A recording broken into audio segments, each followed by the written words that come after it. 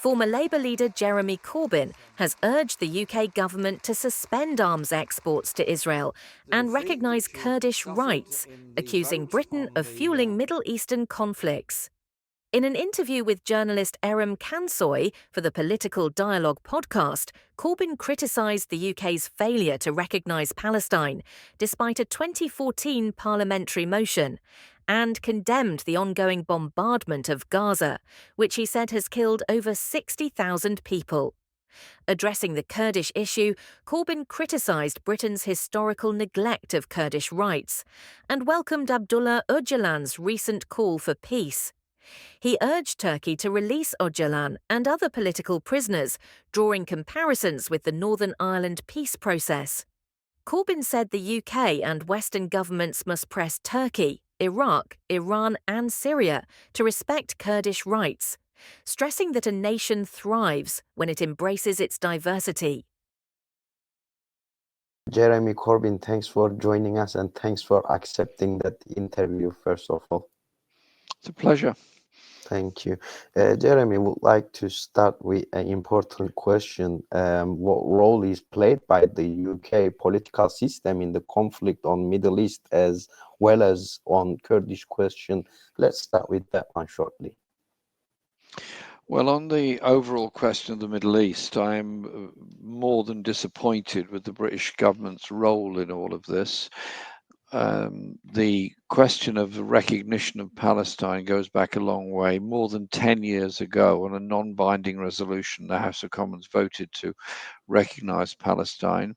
Since that time, this is before October 23, very large numbers of Palestinian people, including children, have been taken captive and held in prison in Israel. The occupation of the West Bank has continued, the settlement policy has continued, and the harassment of Palestinian villagers in Hebron and other places has continued. And people on the West Bank are growing up in a situation where they're under military occupation and have been for a very long time. Since October 23, after the events of that time, when the Israeli forces responded to the events then by a massive bombardment and occupation of Gaza, which has resulted in more than 60,000 deaths. And that has also increased the occupation intensity on the West Bank, and that has also resulted in many deaths. And indeed, that is continuing. Many of us have made the call that British governments should suspend arms supplies to Israel. And in the light of the decisions made by the International Court of Justice and the International Criminal Court, there is no justification, legally or otherwise, for continuing to supply arms to Israel, but they have. And whilst David Lammy, the Foreign Secretary, did suspend some licenses, the crucial ones are the parts for the F-35 jets, which the supply of which has continued, and they've been used to devastating effect in Gaza.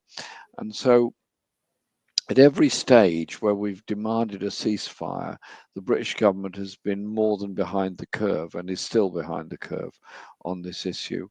And so the demonstrations continue, the demands continue. And what we're looking at is acts of a genocidal nature against Palestinian people in Gaza, and of course the horrific activities of Israel as the occupying power of the West Bank, which is in breach of the Fourth Geneva Convention, which is the one that regulates what occupying powers should do towards the people that are under their subjugation. So I think the British government has adopted a very bad position on this, has aligned itself very closely with Israel, and has not been a broker for peace. And we in Parliament are continuing demands that the Palestinian people deserve to live in peace, in justice, and with global recognition. Well, of course, the Palestinian issue is getting worse and deeper day by day, and the UK policies, foreign policies, are highly effective on these negative developments. And we can clearly see that the UK supports Israel policies as well in this genocide. But how does all these chaos reflects to the Turkey and Kurdish issue? Very shortly, please, that one. Again, with the question of the rights of Kurdish people, British activities which have not been generally supportive of Kurdish people go back a very long time to the attacks on Kurdish positions after the First World War in 1919, when Britain used aerial bombardment against Kurdish people in northern Iraq, and which was then there was the brief period of the recognition of a Kurdish state, which was then removed in 1923. And so Britain has always been inadequate in recognition of the language rights and the cultural rights of Kurdish people. Throughout the 1980s, after the 1984 decision of the PKK to mount military activities against the Turkish forces, Britain has been not particularly effective in speaking up for Kurdish people's rights. After the Halabja massacre of 1988, Britain was forced to at least recognize the way in which Kurdish people have been treated, in this case in Iraq, and later did recognize the Kurdish autonomous region of northern Iraq after the Gulf War of 1991.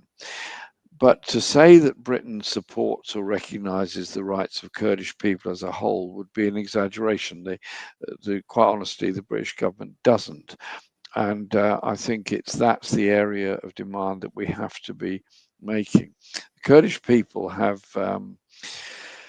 been badly treated by all of the countries in the region where Kurdish people live. You're thinking here Iraq, Iran, and obviously Turkey as well as northern Syria. Surely with the enormous changes that are now happening in Syria, and with the demands being made for Kurdish rights, there needs to be a period when the Western governments say to all of the governments of that region, you have to recognize the needs and rights of Kurdish people to their own self-identity. And that is something that, to my mind, has been sadly lacking. And as one who is very happy and very proud to represent a lot of Kurdish people in my constituency in Parliament, I feel their pain and I feel their demand for peace and for justice. And this is made every year at Nivroz. Now, the interesting statement made by the PKK more recently was a statement by Öcalan, in which he said that the military activities of the PKK would cease and that they would seek a political way forward for the Kurdish people. Surprisingly, this wasn't accompanied by his release from prison, and he still remains in prison. And so surely the quid pro quo of the PKK suspending all its activities or ending all its activities should be the release of political prisoners. And I find it surprising that that hasn't happened.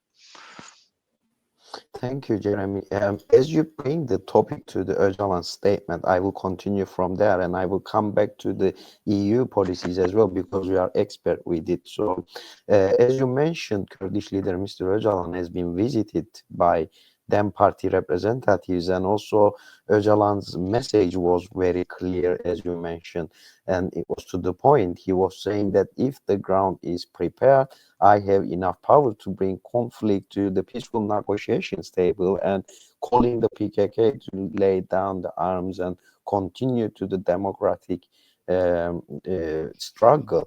How do you evaluate this message, just to make it a little deeper, and how important it is? Also, the Öcalan also proves that he is still on the peace side. How would you like to comment on that very shortly?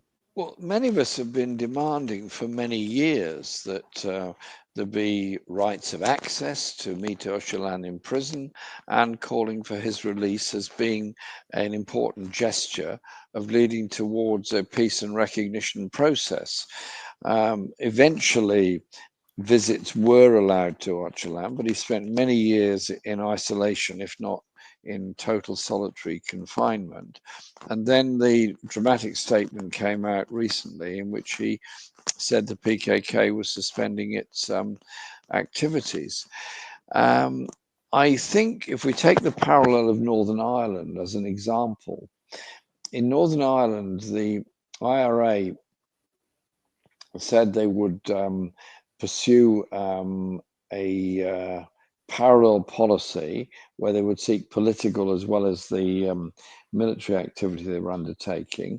Then at the time of the Northern Ireland ceasefire, there were two ceasefires, 1994, then another one in 1997. Both of them were accompanied by significant political progress, such as lifting of the broadcasting ban, the travel ban, and direct meetings with representatives of the Republican movement as a whole. And in 1997, when the second ceasefire came about, that was then accompanied after some months by the Belfast Agreement. And the Belfast Agreement then came to the decisions it did, which were about the establishment of a Northern Ireland Assembly, which was representative of all of the people of Northern Ireland. And there was a process for the release of prisoners and investigation of outstanding grievances. And so there was a comprehensive package put forward as part of the developing confidence building and peace process. What I find surprising is that beyond the statement made by Öcalan and the political demands that have been placed by him and colleagues in the Kurdish community, very little appears to have been offered or happened since then. And I want there to be peace. You want there to be peace. Everyone, Kurdish or non-Kurdish, wants to live in peace, but you have to recognize the diversity of all of the states in that area. And so it does mean recognition of the rights of representation, recognition of Kurdish people. Surprisingly, none of this appears to have happened, despite the dramatic move made by Öcalan on behalf of his party. Thank you. Just to finish the Öcalan's message conversation, Öcalan and the PKK now expecting a move from Turkey in a positive way, a step forward, as you mentioned. So, what is your call to Turkey very shortly, and what is your message for Öcalan and his workspace to be prepared freely so he can participate in the peace process? My message is I recognize the historical importance of your statement. I recognize your desire to bring about a peaceful and political resolution to the many grievances of the Kurdish people and the Kurdish community.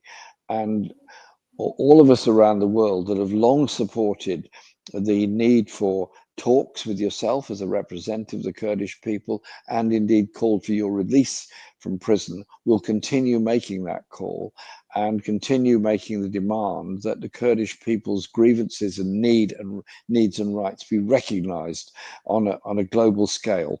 And we will continue doing that, because I think you made a very important move and a very important statement there, which has to be responded to, because it is a big step for you to have made that statement. And I thank you for making it. Thank you, Jeremy. Just a couple of minutes more, please. Once I find you, would like to ask you that one as well, if you don't Sure. mind. Why does the European Union have a cold approach to the peaceful solution to the Kurdish question? There are also established opinions that the British state does not want a Turkish-Kurdish peace in the Middle East. And there is no clear support from UK government yet to the Öcalan's approach for peace. What is your assessment in this context, this frame? Very shortly. The British state has never been supportive of Kurdish people or Kurdish recognition, and it's important that those of us that represent Kurdish people in Parliament continue to make those demands, and we will. A nation is happiest when it recognizes its diversity. Diversity is not a weakness, it's a strength. And I've never forgotten going to trials in Turkey of Kurdish people. For example, I remember going to the trial of the mayor of Diyarbakir, who was on trial for the use of the Kurdish language in Diyarbakir. And the trial was absurd at any logical sense, the way in which he was being treated and the way in which he was being charged. And so we will keep up those demands. There are many friends in the European Parliament and the Council of Europe and many other places where we will continue to make those demands for recognition. The European Convention on Human Rights guarantees the right of people to speak their own language, guarantees that right of diversity. And I pay tribute to those people that have regularly demonstrated outside the Council of Europe for those demands to be met. We'll continue making those demands. And I think we cannot underestimate the importance of the statement made by Öcalan recently, because it's a game changer in all respects. And it's an opportunity for Turkey to live in peace within its country, rather than this attempted isolation of so many of the Kurdish people's leaders. Thank you so much, dear Jeremy Corbyn, well-known politician from UK. Thanks for joining us, and thank you for your valuable comments. It's been an honor. You're very welcome, and it's a pleasure to meet you, albeit online. Thank you. Thank you.